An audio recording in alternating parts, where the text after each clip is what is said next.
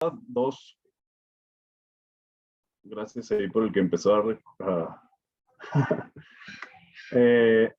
desde enero del año pasado empezamos con el primer curso. Estamos haciendo uno por semestre. Ustedes son la tercera generación, ¿verdad? Ya lo hemos dicho mucho ahí, a veces hasta cansamos de que la tercera generación no sé qué, ¿verdad? Pero estamos muy orgullosos de eso. Y pues le hemos ido modificando cositas. Quiero que sepan ahí que el cuadernillo de trabajo pues es una cosa nueva que se está implementando apenas en este curso. Eh, no lo vamos a utilizar al 100%, ¿verdad? Pues porque estamos en Zoom, porque ustedes están en sus clases también, tienen sus propias responsabilidades. Tampoco queremos atosigarlos con un montón de tareas, pero, pero creo que sí va a ser un buen manual para ir acompañando el estudio del compendio.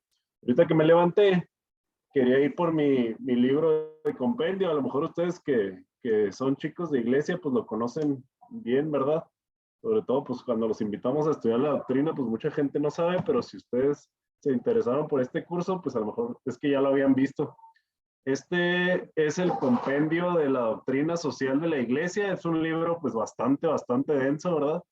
Si pueden ver, pues las letritas también son chiquitas y son como más de 1000 páginas, creo. Sí, son muchas páginas. Pero este curso está enfocado en esta otra versión como más juvenil que se llama DOCAT. También por ahí algunos mencionaron que ya la tenían. Es un libro que pues ya está pues más, ¿cómo podría decirse? Tropicalizado, así como para ya explicado en forma de preguntas y un pequeño párrafo de una respuesta, ¿no?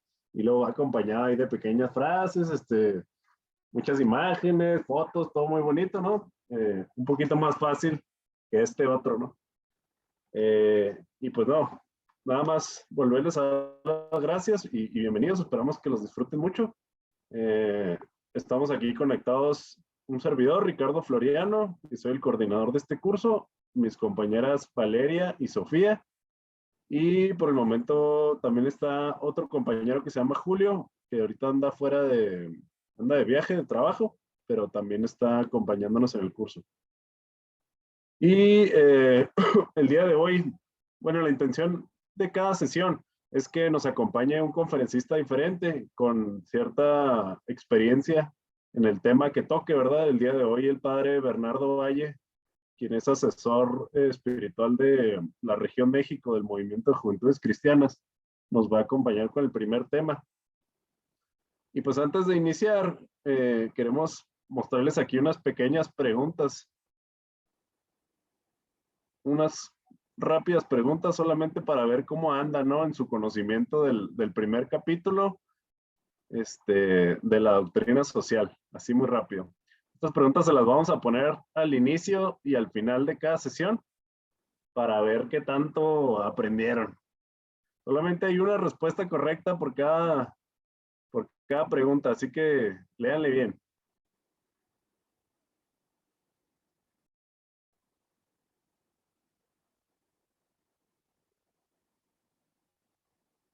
A ver, ¿qué opinan? ¿Qué opinan? Hasta ahorita no se ha animado nadie a contestar.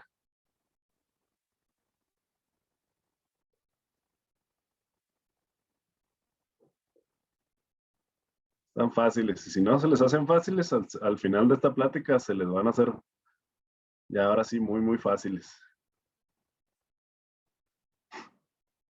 Ahorita nomás es un diagnóstico, ¿eh? No se tienen que sacar 100, pero ya al final ahí sí es donde gacho el que no se la saque todas bien.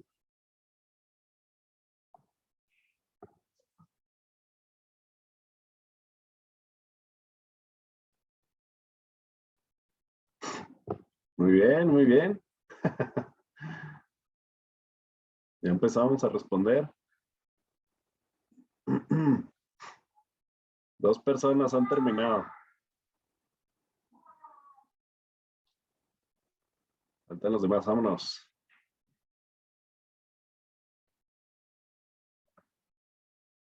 3. Llevamos un 30% de participación. ¿Dónde están los demás? Faltan 7.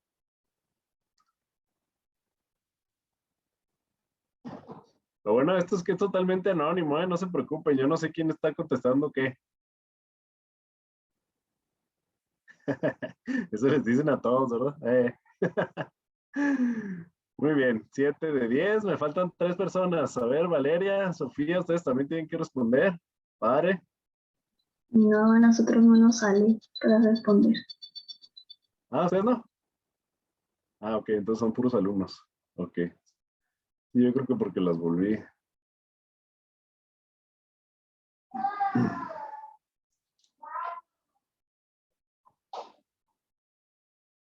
Perfecto.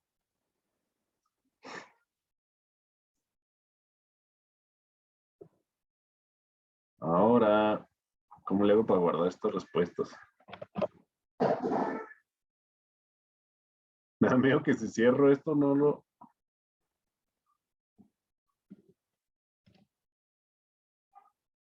Luego ya no lo podamos ver. Las voy a copiar aquí.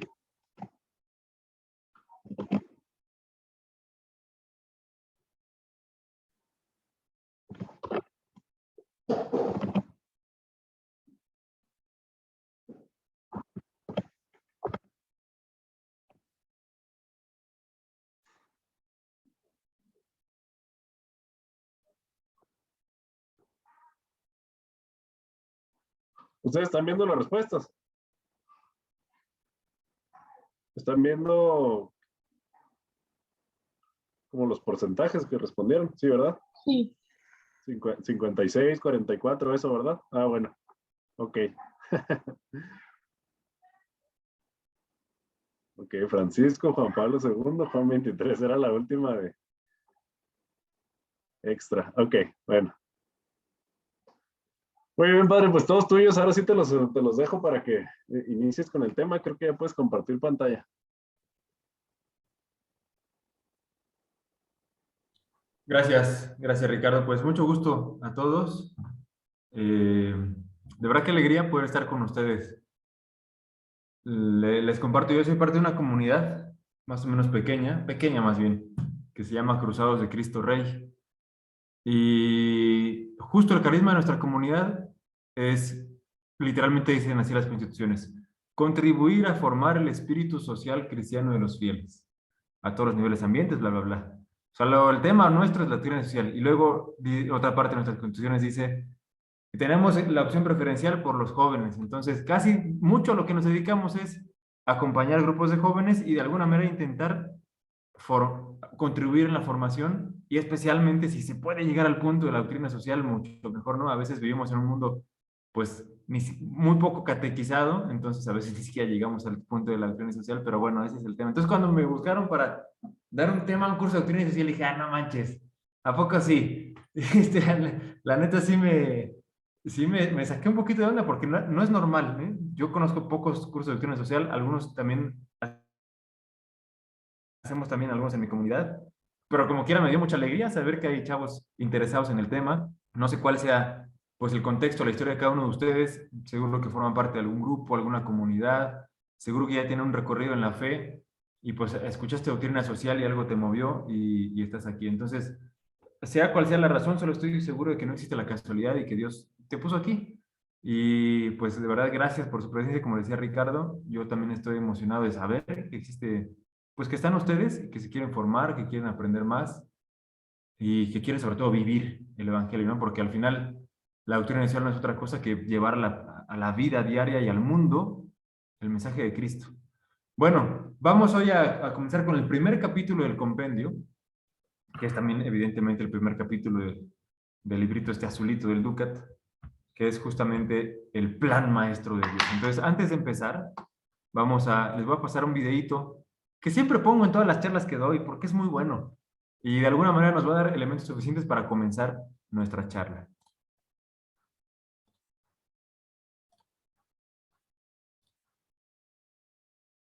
¿Ya estaba?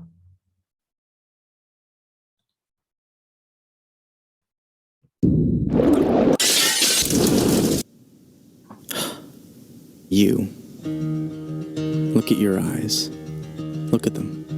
Speckled, colorful, each one unique. And I created every one of them. I created everything. The universe personality. I made you pure, complex. And every day, I give you life. I love you. But something happened. You cheated on me. You didn't trust me. You sinned.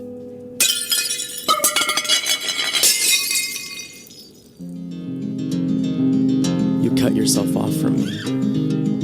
And although you're still alive, you are slowly dying. So you looked for other things.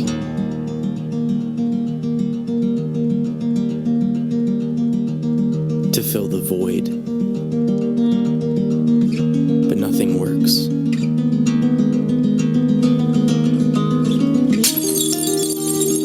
It just kills you faster. And it separates us more and more.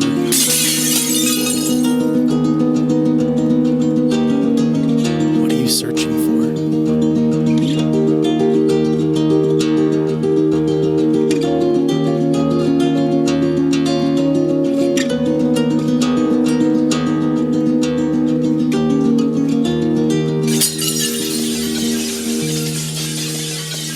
I don't want you to die. I created you, not to be destroyed, but to know me. So I became one of you, a fragile creation. I was tempted,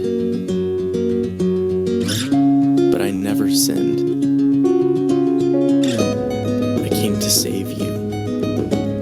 You have so many sins. And they have a cost. Someone has to die. You or me. So I took on your sin and traded in my life for yours. And I died in your place. Because I love you. Then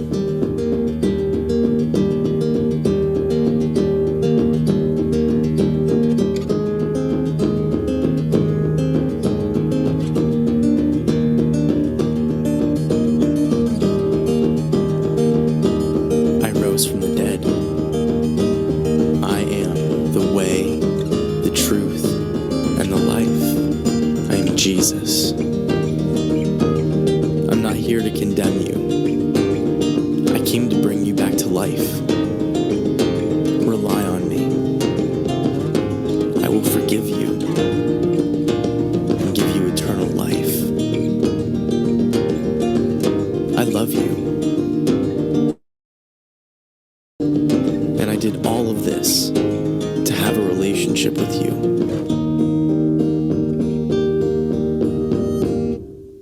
Will you follow me?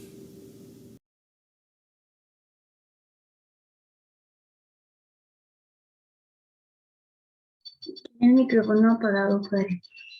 Ya soy medio tío, ustedes disculpen.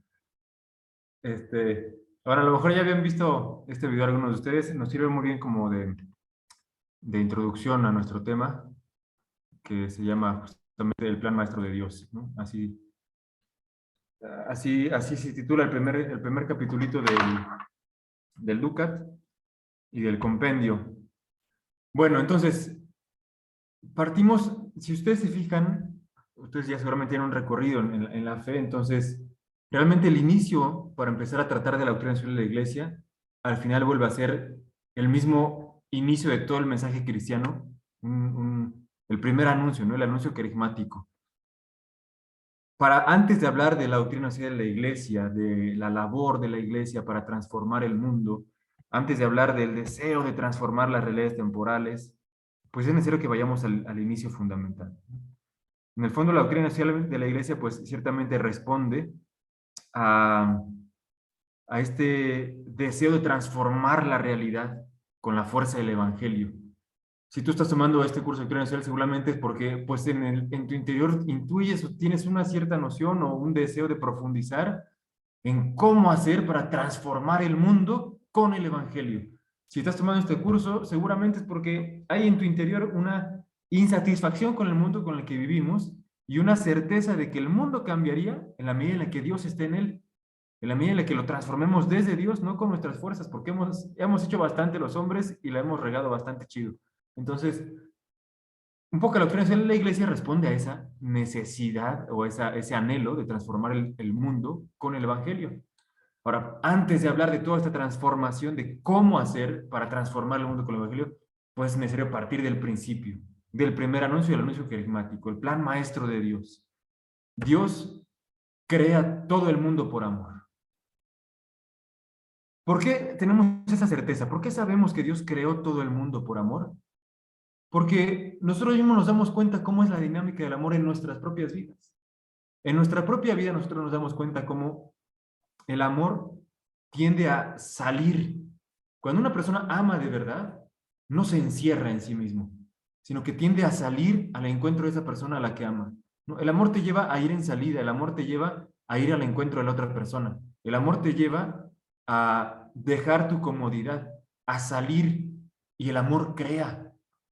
Nosotros mismos lo experimentamos en nuestra vida. Cuando tú amas, no estás esperando a que llegue el otro chico o la chica a tu lugar cómodo y ahí te vaya a decir algo, sino que cuando tú amas a otra persona, tú tomas la iniciativa y vas y creas y tienes creatividad y le llevas un detalle, le llevas unas cosas, lo que tú quieras. Porque el amor es así. El amor, la dinámica propia del amor es salir de ti mismo y crear. Y entendemos que Dios, que es amor total, que es amor puro, amor pleno, pues justamente en un desbordamiento de amor, así como ese vaso que está ahí, Él que es amor, el amor no puede contenerse, no puede estar contenido. Entonces Dios, que es amor total, en un desbordar, porque Él es eso, amor, creó todo el universo. Todo el universo fue creado por amor. Porque Dios es así, porque si Dios es amor, y nosotros mismos vemos cómo el amor no puede contenerse, Dios en esta superabundancia de amor crea, y así crea todo el universo. Y de entre todo el universo que crea, que lo crea por amor, crea a una criatura especial entre todas las demás, ¿no? Los relatos de la creación, recordamos que hay dos relatos de la creación. El primero, el clásico que escuchamos siempre de los 7 días, y el segundo, el de cuando Dios, en Génesis 2, cuando toma la arcilla y la moldea y le insufla el ruaj, el espíritu de vida. En el fondo, tienen la misma noción. La criatura hombre y mujer, pues, es la criatura más perfecta. De alguna manera es la más frágil, pero también la más perfecta. ¿Por qué? Porque es capaz de amar como Dios. Entonces, el primer punto es este. Dios crea todo por amor porque Él es amor. Y entonces, en un desbordamiento de amor, crea todo el universo, los astros, crea las plantas, crea los ecosistemas, crea los animales, pero no satisfecho con eso, Dios crea a alguien que sea capaz de vivir como Él vive, de pensar como Él piensa, de amar como Él ama.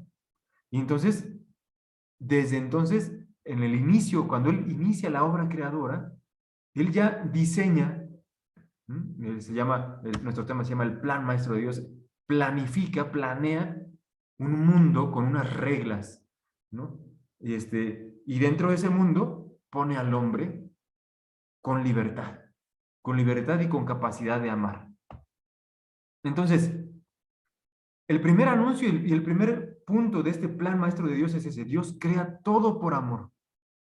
Y en esta creación por amor crea también al hombre capaz de responder a su llamada, capaz de conocerlo, distinto de todo el resto de la creación, porque puede tener una relación con Él, porque puede escucharlo, porque puede amarlo como Él ama. Porque en el fondo, eso también responde a la misma dinámica del amor. Cuando una persona ama, lo normal es que todo aquello que a mí me hace feliz, quiero compartirlo con la persona amada. Porque así es el amor, lo que a mí me hace feliz, quiero que también el otro sea feliz, ¿no? Y entonces, si aquí a nuestro amigo Miguel le gusta mucho el fútbol, O va a ir con su novia y va a decir, oye, vamos a ver un partido de fútbol, y a lo mejor a la novia ni le gusta, pero es que él tiene tanta ilusión de que su chica experimente la felicidad que él experimenta cuando ve un partido de fútbol, que quiere que la chica vaya con él a ver un partido de fútbol. A lo mejor a la chica ni le gusta, pero pues es que así es el amor. Lo que a mí me hace feliz, quiero que la otra persona lo viva también, porque quiero que él sea feliz. Y Dios es así. Dios, que es amor, Él es la plenitud total. Él es la felicidad total. No solamente tiene, Él es la felicidad. Él es el amor. ¿Por qué Él es la plenitud? Porque por ser amor total es felicidad total. Y por tanto, no le bastaba crear un universo hermoso, sino que dijo, yo quiero que alguien experimente esto mismo que yo experimento, y para eso crea al ser humano con la única deseo de que sea feliz como él es feliz, en la medida en la que ame. Entonces, crea al hombre. El hombre que está hecho a su imagen y semejanza. Desde los antiguos filósofos griegos, ellos se preguntaban muchísimo, ¿no? Y en muchas ramas de la filosofía decía, a ver, ¿por qué el ser humano, que somos finitos,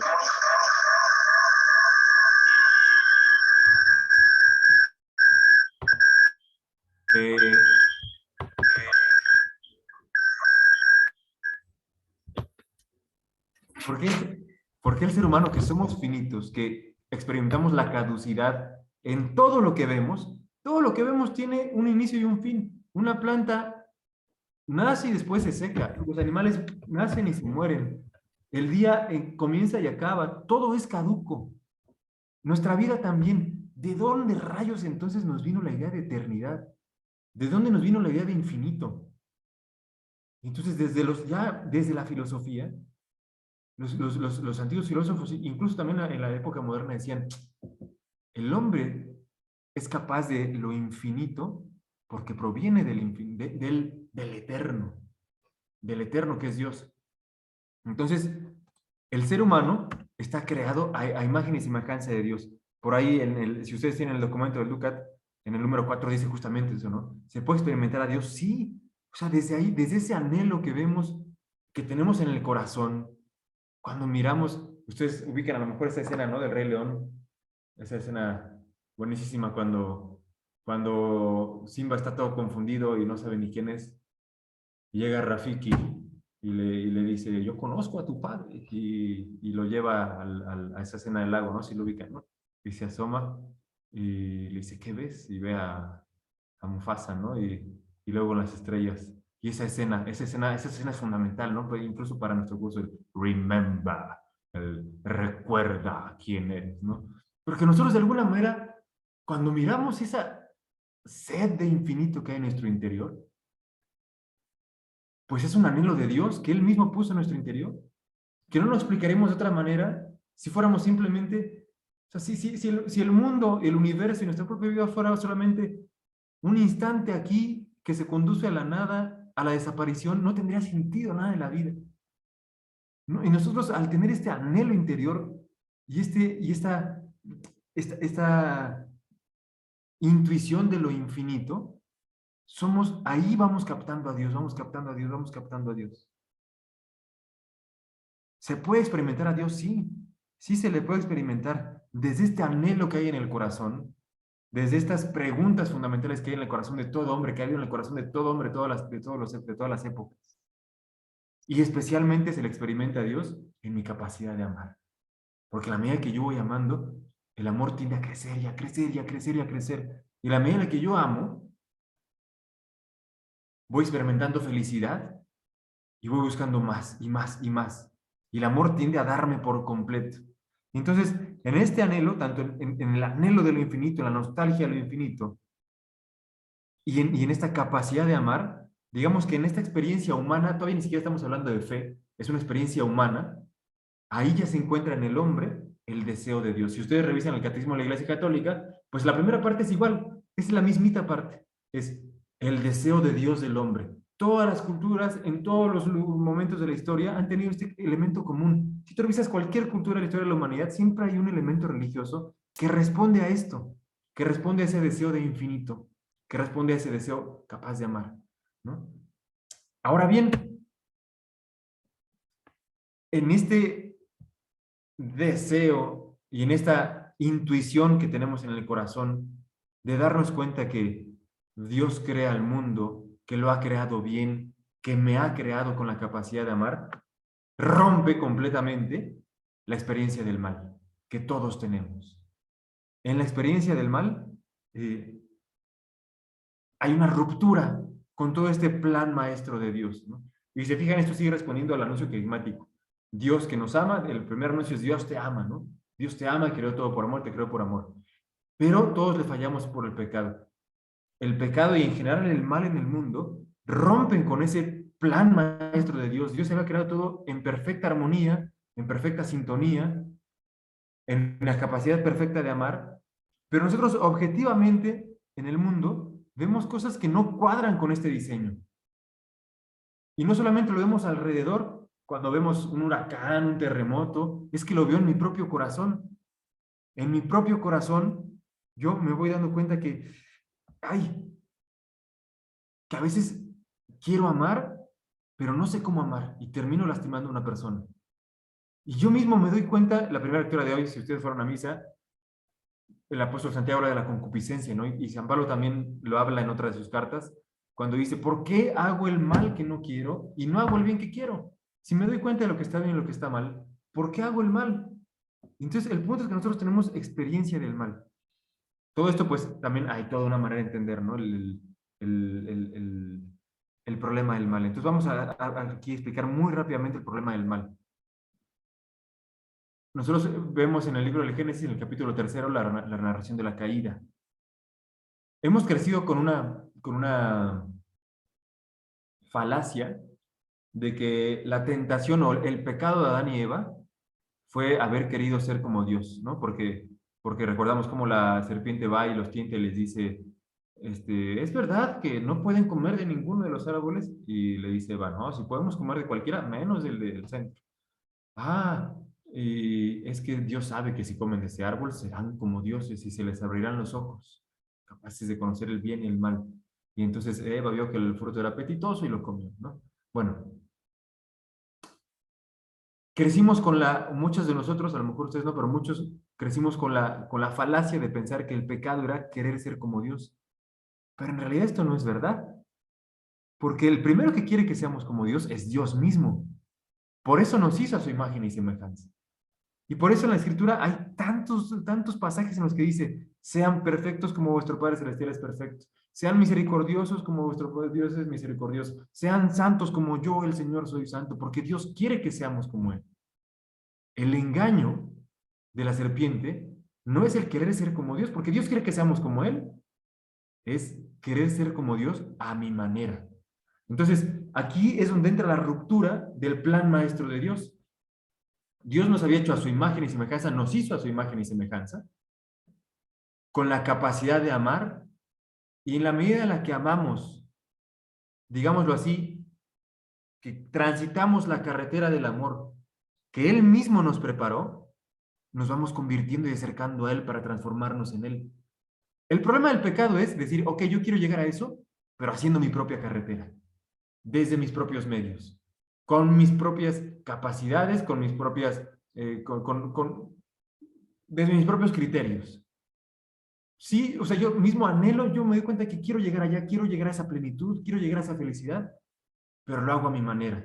Y en el fondo todo este simbolismo del árbol, del capítulo 3 del Génesis, del fruto prohibido, en el fondo tiene este significado. Dios, la figura del hombre, la figura del árbol, es un signo del reconocerse criatura de parte del hombre. El hombre está hecho para llegar a ser como Dios, pero tiene que reconocer que no es Dios, que es una criatura y que en la medida que es dócil a ese camino que Dios le ha puesto, es feliz. Esa obediencia, esa confianza en Dios, ¿no? Coman de todos menos de ese, es esa confianza, esa obediencia a Él. En cambio, comer de ese fruto es desconfiar de Dios. Sí, Señor, sí, como que creo que sí, veo que tú me llamas a esta felicidad, pero no confío en tu camino, mejor lo hago a mi manera. Entonces, ese es el origen del pecado y es la misma experiencia de pecado que tenemos todos nosotros. Y en el fondo, nos damos en cuenta entonces cómo el mal entra en el mundo por culpa de la libertad del hombre. No estaba en el diseño, en el plan maestro de Dios, no estaba el mal. No estaba el sufrimiento, no estaba la muerte, no estaba ningún tipo de mal.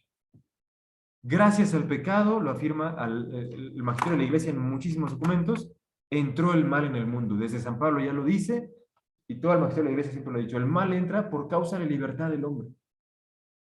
Entonces nos podemos preguntar, pero entonces, ¿por qué lo hizo así Dios? ¿No habría sido más fácil, mejor que nos hubiera hecho incapaces de elegir? Es que si Él lo había hecho todo tan perfecto y la regamos tan gacho, mejor hubiera sido que no nos hubiera dado esa posibilidad. Pero es que en el fondo, si Dios nos crea para amar y el secreto de la felicidad está en amar, en el fondo el amor tiene que ser libre. Porque un amor que no sea libre no es amor. Y la libertad incluye la posibilidad de rechazar. La libertad para amar incluye también la libertad para no amar. Entonces, decíamos desde el primer momento, cuando Dios crea todo el mundo, cuando Dios imagina al mundo y en ese momento crea todo el mundo, lo crea con una serie de reglas, de leyes que Él mismo respeta. Entonces, cuando Él imagina al hombre y crea al hombre con esa capacidad de amar para ser como Él, para experimentar la misma felicidad, la vida de Dios, tiene que crearlo libre. Porque Él es libre. Y porque una condición para que el amor sea auténtico es que sea libre. Entonces, por eso, Dios crea al hombre libre y por eso el hombre, con su libertad, rechaza a Dios. El drama del pecado, desde el origen de la humanidad, que experimentamos todos nosotros en cada momento de nuestra vida. Entonces, ¿por qué existe el mal en el mundo? Por la libertad del hombre.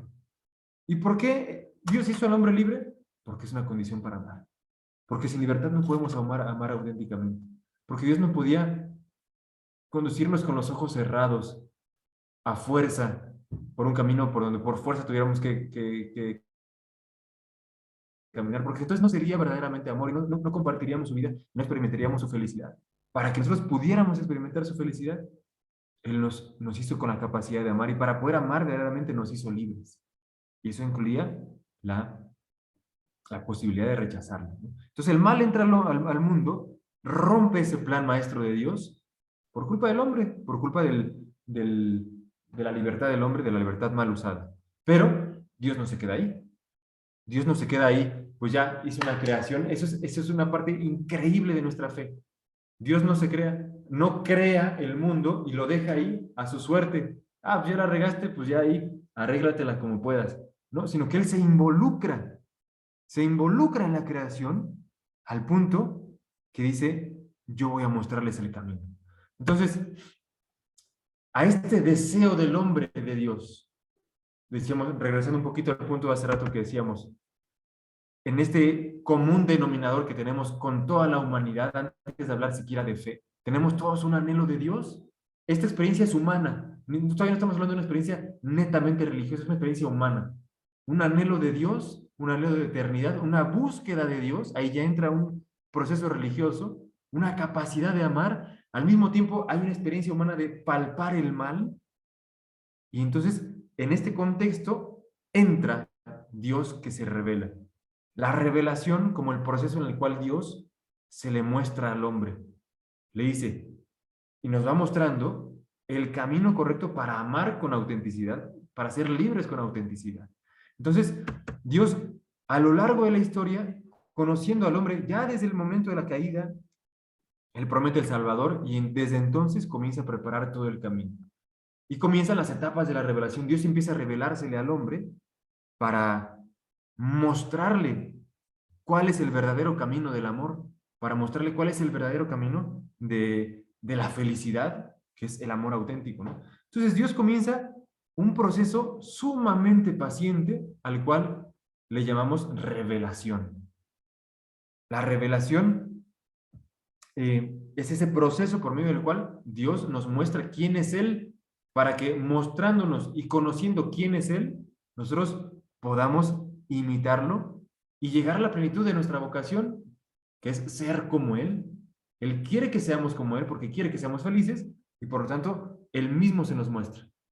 Y es el proceso de la revelación que pacientemente realiza durante siglos. Entonces, podemos identificar 3 etapas fundamentales de la revelación, ¿no? Que también podemos identificar al mismo tiempo con las 3 personas de la Trinidad.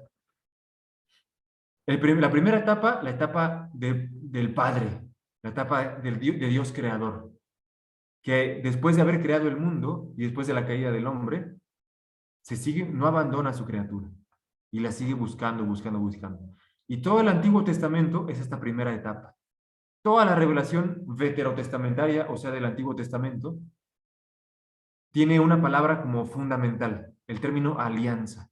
Dios no es un Dios lejano, Dios no es un creador, un arquitecto, que simplemente diseñó y ya, sino que es Padre.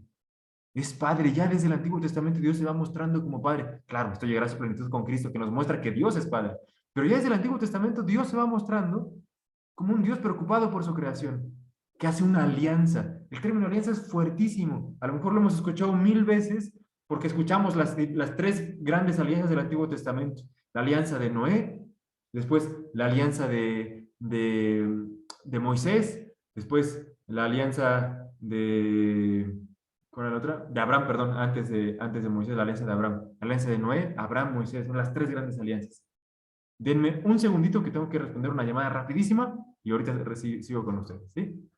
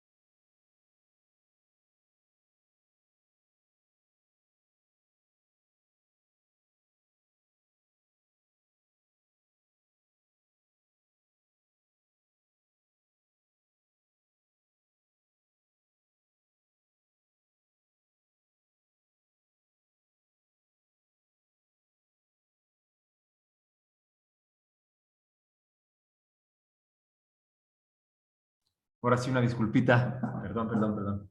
Entonces, desde el Antiguo Testamento, la primera etapa de la revelación, Dios se va revelando y el término fundamental es alianza. Dios hace un pacto. Es que esto es enorme. Nosotros ya a lo mejor estamos demasiado acostumbrados a escucharlo, pero el hecho de que Dios, que para todas las culturas, incluyendo también la hebrea, era concebido como el abismalmente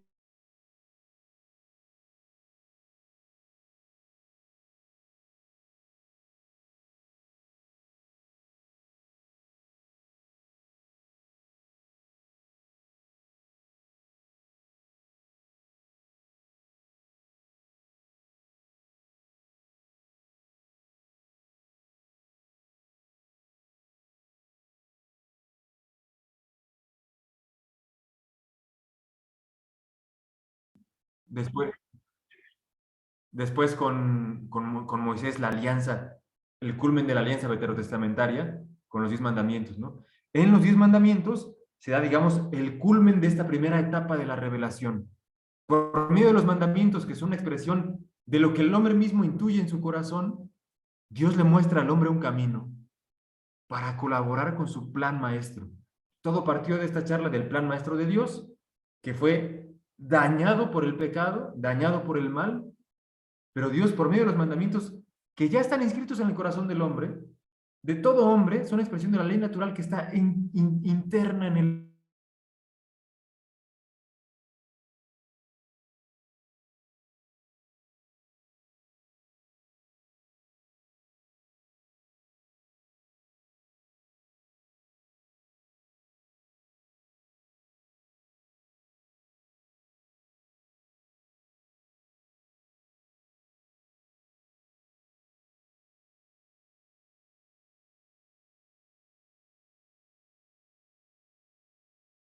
con el plan maestro de Dios. Bueno, después viene la plenitud de los tiempos. Este proceso de revelación de Dios, que Dios se le va mostrando al hombre para decirle, ve, aunque tú mismo te dañaste por el pecado, yo te sigo llamando, te estoy esperando para la plenitud de la vida. Esta revelación llega en la plenitud de los tiempos en Cristo. Y la llamamos así plenitud de los tiempos porque es el momento en el que Dios entra a la historia como uno de nosotros. La encarnación es el momento culmen de la historia, porque es el momento en el que Dios ya no solamente se le va mostrando al hombre y lo va trayendo, sino que se hace uno de nosotros, se hace carne como nosotros. Entonces la plenitud de los tiempos, la revelación plena de Dios, ahí Dios mismo ya revela todo lo que tenía que revelar en Cristo, que es el Hijo de Dios hecho hombre, que da la plenitud de la ley, la plenitud de la revelación, el nuevo mandamiento del amor. Si ya desde antes de oro, no hagas a otros lo que no quieres que te hagan, trata a los demás como quieres que te traten, la regla de oro que le llamaban así los antiguos, que es común a muchas culturas porque es expresión de la ley natural que se expresa en los mandamientos. Jesús planifica ese mandamiento, esa regla de oro, ya no diciendo trata a los demás como quieres que te traten, ama a los demás como a ti mismo, sino ama a los demás como yo te he amado. Juan 13:34, yo les digo, ámense unos a otros como yo los he amado. Magnifica la capacidad de amar del hombre. ¿Cómo es ese como yo los he amado? Hasta el punto de dar la vida, incluso a quien me desprecia, incluso a quien me ofende, hasta el punto de perdonar, de construir. Ese como yo les he amado es la plenitud de la revelación. Y entonces le da al hombre, le amplía el horizonte. Si nosotros ya intuíamos por la ley natural que somos capaces de amar, de tratar a los demás como queremos que nos traten, Jesús dice, eres capaz de mucho más, de amar como yo te he amado, es decir, hasta el punto de dar la vida, hasta el punto de perdonar, hasta el punto de darlo todo.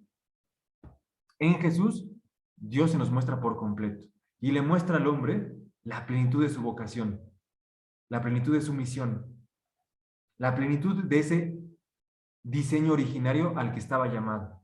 El hombre está desde el origen, Dios lo hizo a su imagen y semejanza para ser capaz de amar así, como Jesús nos muestra. Bueno, y Jesús revela todo lo que es necesario revelar, pero nos envía el Espíritu Santo. Recordemos esos pasajes después de la resurrección, les conviene que yo me vaya, porque si no, no vendrá a ustedes el Espíritu, el Consolador. Él les explicará todo lo que yo les he enseñado. Y entonces envía al Espíritu Santo y comienza la tercera etapa. Ya no le llamaremos tanto la revelación, digamos sí, la tercera etapa, pero siempre entendiendo que la revelación plena está en Jesucristo. Lo que hace el Espíritu Santo es explicarnos lo que ya Cristo nos reveló, ¿no? Entonces, esta tercera etapa de la revelación podemos llamarle el tiempo de la iglesia, el tiempo del Espíritu Santo, el reino de que, el tiempo de llevar ese ejemplo de Cristo al mundo, de llevar a nuestra propia vida el mensaje de Cristo, de vivir en nuestra propia vida el mensaje de Cristo. Entonces, en esta tercera etapa de la revelación, esta tercera etapa en la que Dios entra en la historia por medio del Espíritu Santo, que entra en nuestra propia vida el día que te fuiste bautizada y el día que fuiste confirmado, ahí entró el Espíritu Santo en tu propia historia. Entonces esto es fenomenal, impresionante, como la revelación que había llegado a su culmen en Cristo, que después en los apóstoles se les dio el Espíritu Santo para ir a transformar el mundo, ya no solamente entra en la historia, sino que entra en mi historia. En el momento en el que yo fui bautizado, me llena el Espíritu Santo para vivir como Cristo vive y para transformar el mundo con su amor, con su fuerza. Transformar el mundo con la mirada al cielo. Entonces, aquí llega la plenitud de la vocación del hombre al amor. Si ya el hombre mismo estaba hecho para amar, ahora, gracias a Cristo y al Espíritu Santo, nosotros nos damos cuenta cuál es la plenitud del amor al que estamos llamados, la plenitud de la vocación a la que estamos llamados. Y entonces nos damos cuenta que tendemos a Dios, que Dios nos puso el camino ya trazado para llegar hacia Él. Y entonces nos damos cuenta de que hay un fin al que tendemos a Dios, pero mientras tanto estamos aquí en la tierra y nos damos cuenta que estamos en un proceso, en un camino, en el cual tendemos hacia Dios, hacia la plenitud, hacia la perfección. Cristo mismo nos hace capaces y el Espíritu Santo nos transforma para poder llegar ahí, pero sigo aquí. Y entonces corremos el riesgo de disociar, decir, ay, no, sí, pues ya la plenitud la viviré allá. Y, o sea, lo que les quiero decir es, hay una separación sana, porque la plenitud del amor la vamos a vivir allá. Por eso no implica que esa plenitud no tenga repercusiones ya desde aquí. Es tan fuerte la transformación que hace el Espíritu Santo en nosotros, que nos hace darnos cuenta que esa plenitud a la que tendemos y que gozaremos ya en su totalidad en la eternidad, tiene ya raíces desde aquí, porque desde aquí se nos da Dios, desde aquí Él nos da su Espíritu, nos da su vida. Entonces, desde aquí a lo mejor ya pueden ir intuyendo cómo entra la misión de la iglesia y la misión de la doctrina social de la iglesia, ¿no? Porque esta plenitud de amor a la que tendemos no se queda solamente allá, en lo futuro, sino que tiene algo que decir desde aquí, porque ya desde el momento en que Cristo vino y se hizo hombre, y desde su ser hombre nos dio la salvación, nos mostró que Dios quiere algo aquí, desde nuestra humanidad. Y entonces Él envía al Espíritu Santo, crea la iglesia, para que la salvación y esa plenitud a la que tendemos de amor entre desde aquí. Entonces, aquí entra plenamente la misión de la iglesia. La misión de la iglesia, en primer lugar, es la salvación de los hombres. Ciertamente es una misión trascendente, digamos, pero no es una misión que se quede solamente en lo puramente espiritual, porque nosotros no somos puramente espirituales. Y la salvación que Dios nos ofrece no es solamente para nuestro espíritu que llegará después que sobrevivirá a la muerte, sino que somos seres corporales y espirituales.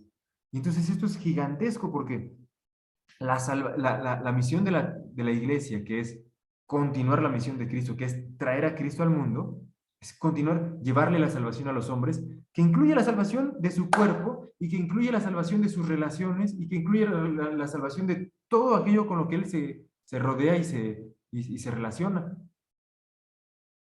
Entonces aquí a lo mejor ya les decía, ya captamos cómo es que va entrando la misión de la iglesia aquí. La misión de la iglesia no es solamente espiritual, incluye evidentemente una dimensión espiritual, pero también tiene una fuerte dimensión temporal, podemos decir, social.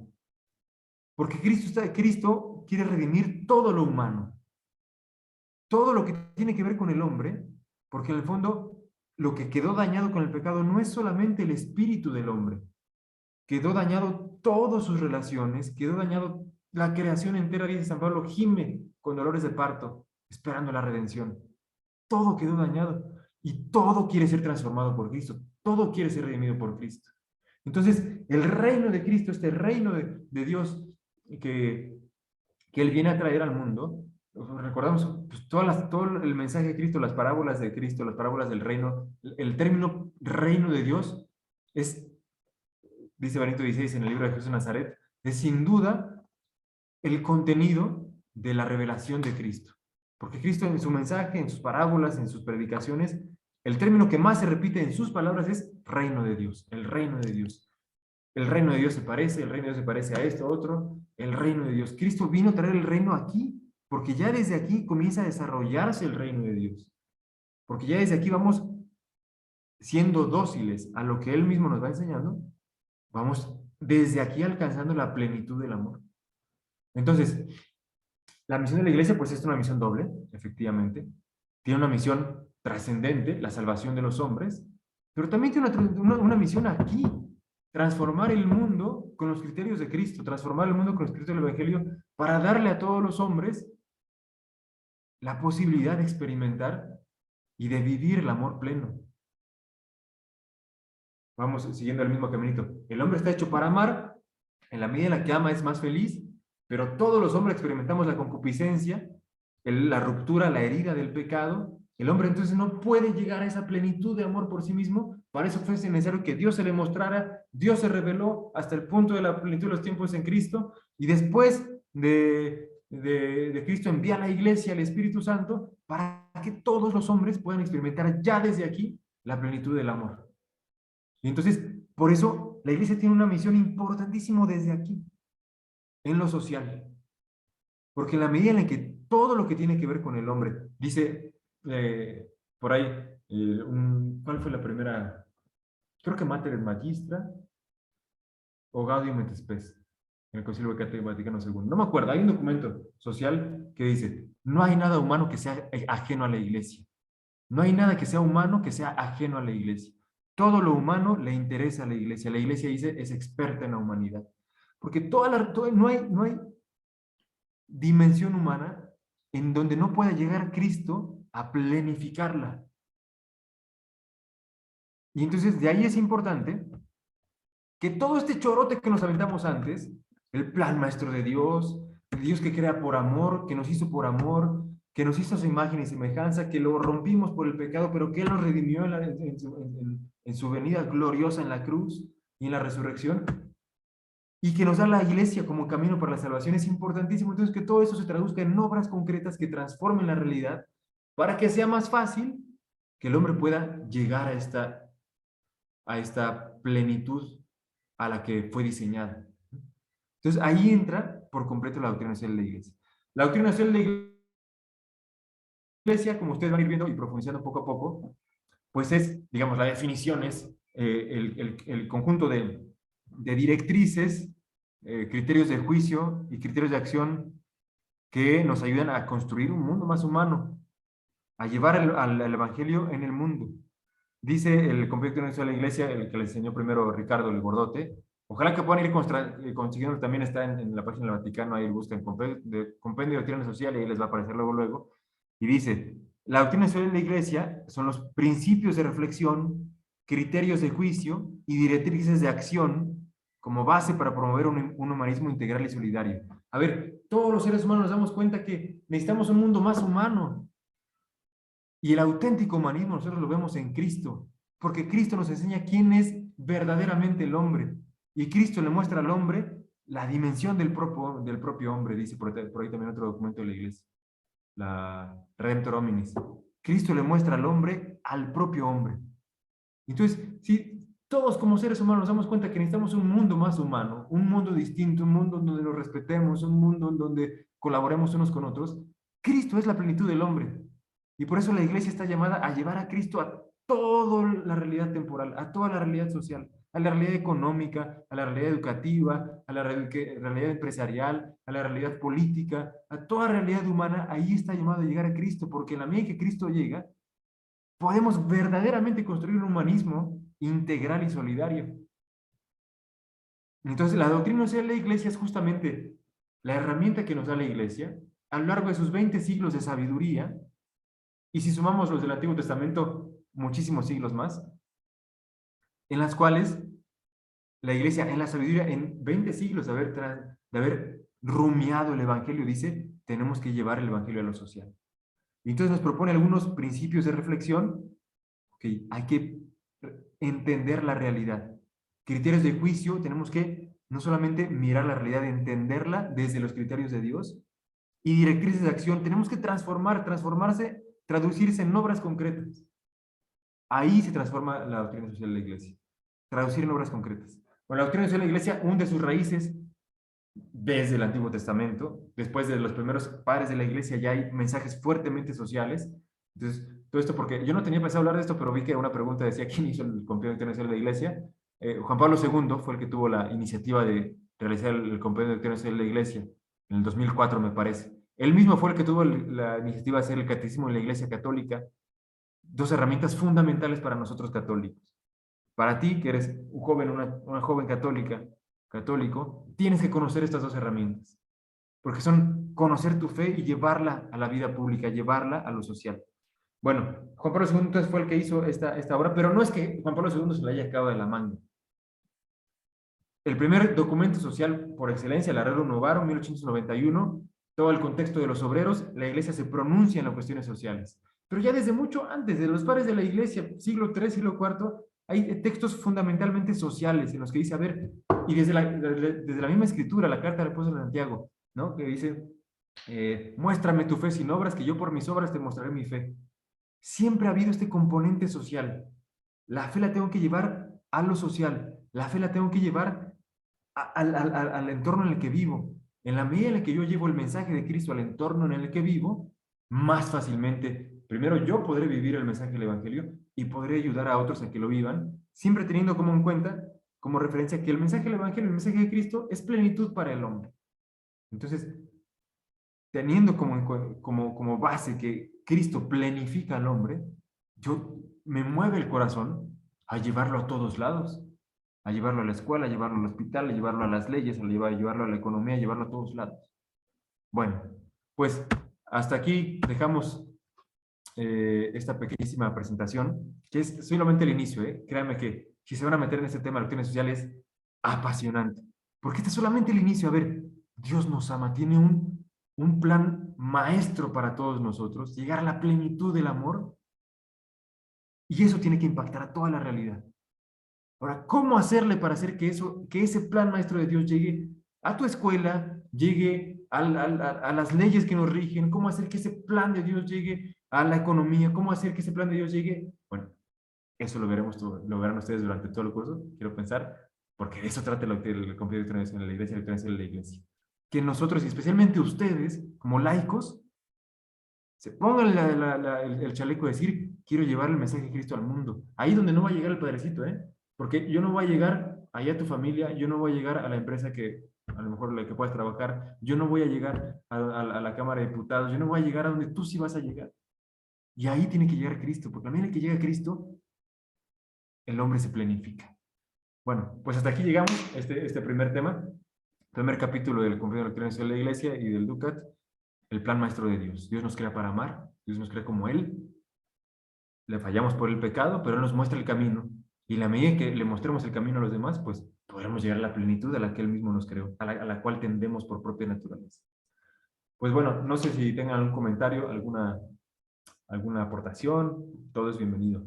¿Sugerencia?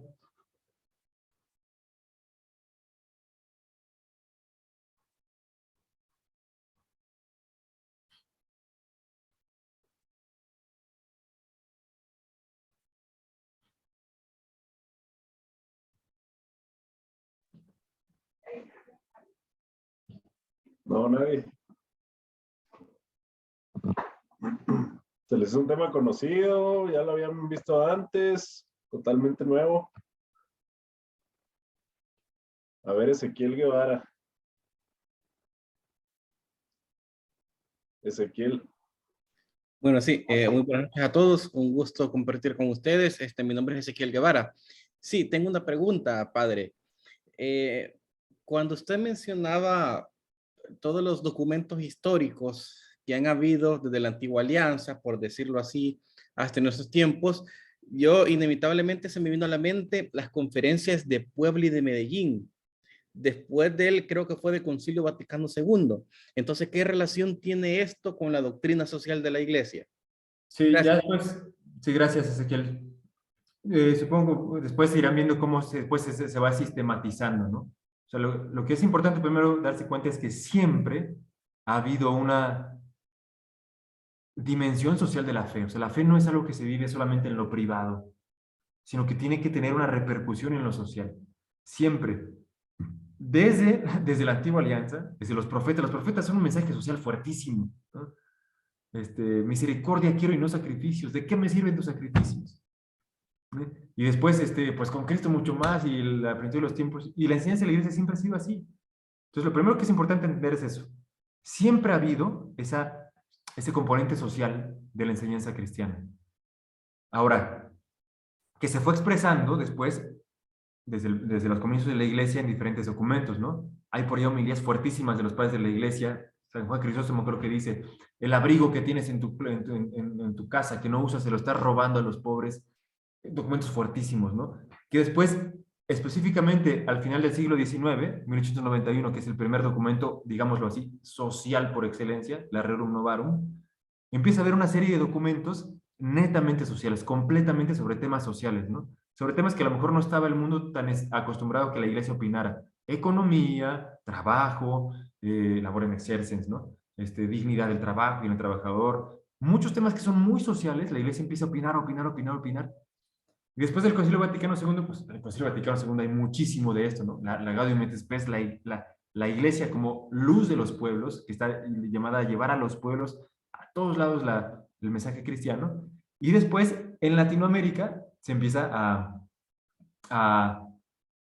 todo el esfuerzo del Concilio Vaticano II, evidentemente en cada región del mundo se empieza a hacer concreto de maneras distintas, ¿no? Y Latinoamérica, pues, es pieza fundamental también para el crecimiento de la organización de la iglesia en cualquiera de las conferencias que ha habido, ¿no? Puebla, Medellín, Santo Domingo, Río de Janeiro y Aparecida, ¿no? Entonces, todos estos documentos son parte de la sistematización de la organización de la iglesia. Todas estas enseñanzas que siempre habían habido se fueron haciendo concretas, sistemáticas en documentos, y al final la obra maestra de Juan Pablo II, bueno, no la obra maestra de él, pero el Compendio de Doctrina Social de la Iglesia como la obra maestra de la doctrina social de la Iglesia, porque sistematiza todo. Todos esos documentos los sistematiza en un solo documento, que si tú ves todo el índice, pues habla justo de todo, ¿no? Primero, esto que vimos hoy, que apenas es el inicio, apenas es el inicio, y por eso seguramente son temas conocidos, lo que vimos ahorita. Ya habías escuchado del amor de Dios, ya habías escuchado del pecado, ya habías escuchado de la redención, de la revelación, pero es que este es el núcleo, de aquí brota todo lo demás, ¿no? Después viene la misión de la iglesia, la iglesia de doctrina social, la naturaleza de la doctrina social, después ya se va a meter propiamente la doctrina social, después la persona humana y sus derechos, la persona humana y sus dimensiones, los derechos humanos, después los principios de la doctrina social, el bien común, la universal de los bienes, y ya todo lo que más que lo demás, ¿no? Pero entonces esta es la base fundamental. Hay muchos documentos sociales que se sistematizan en el compendio de doctrina social de la iglesia. No sé si con eso sea suficiente. Todo esto para decir también que sí, o sea, conviene también que lean los documentos. Que lean los documentos, ¿no? Además del Compendio de Doctrina Social de la Iglesia, que es lo fundamental, si pueden irse dando un clavado a las encíclicas sociales, a los documentos también de las conferencias del CELAM, pues, también son muy importantes, ¿no? Hay que estudiarle, chavos. Da flojera, pero pues ni modo.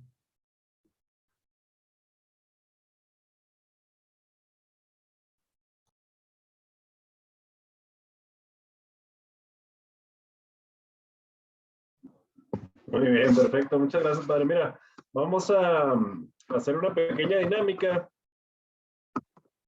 Perdón, aquí tiene otra pregunta, padre. David Ugarte le está haciendo una pregunta.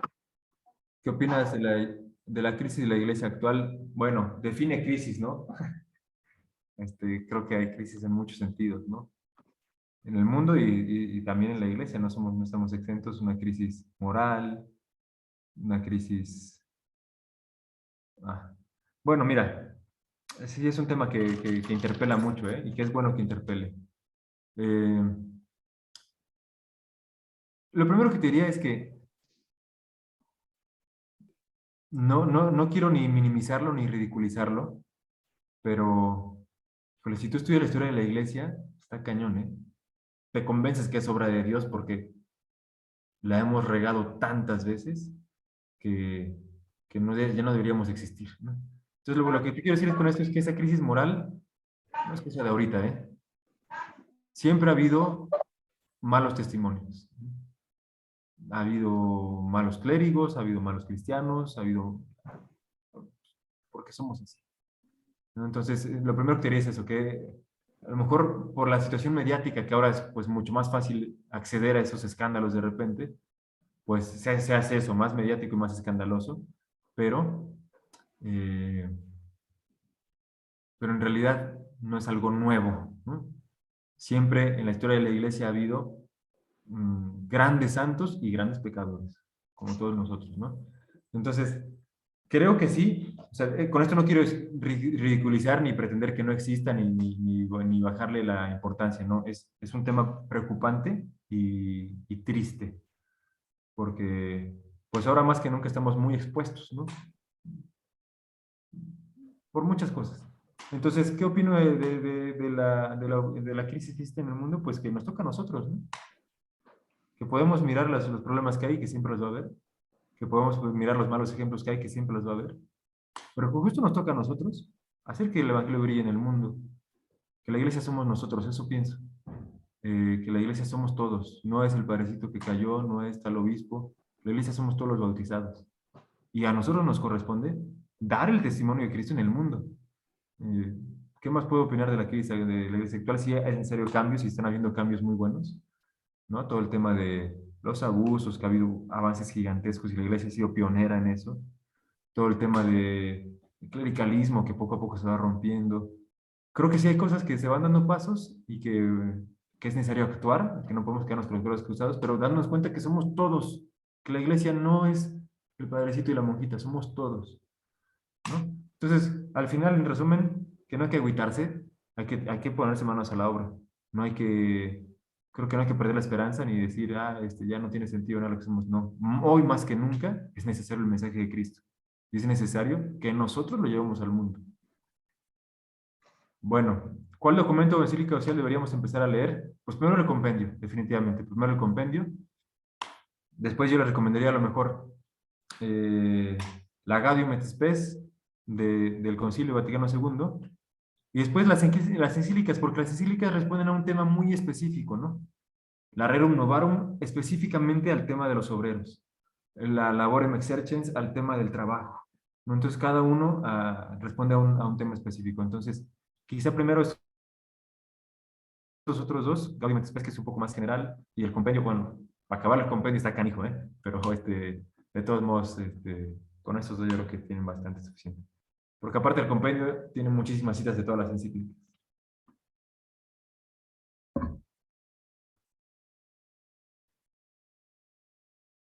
Y enamórense del compendio y del Ducat, que es la versión pues, juvenil, ¿no? Toda esta serie de documentos para chavos, la magnífica idea fue del Papa Benedicto XVI, ¿no? Que él fue el que...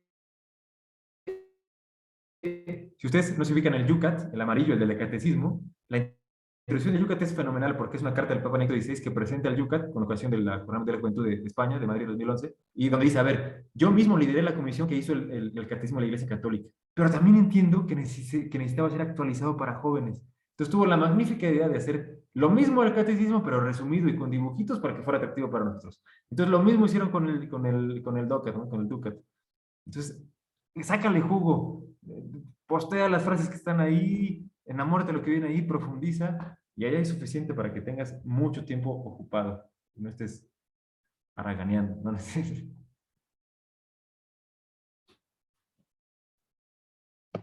Perfecto.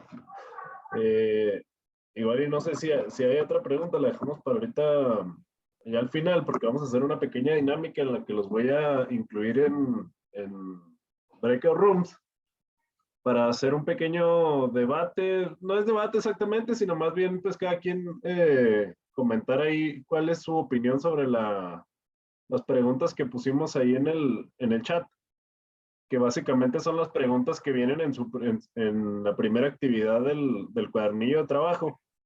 Entonces ahí discútanlas entre ustedes, hice grupos pequeños de 3 personas o 4 máximo, más uno de nosotros, ¿verdad?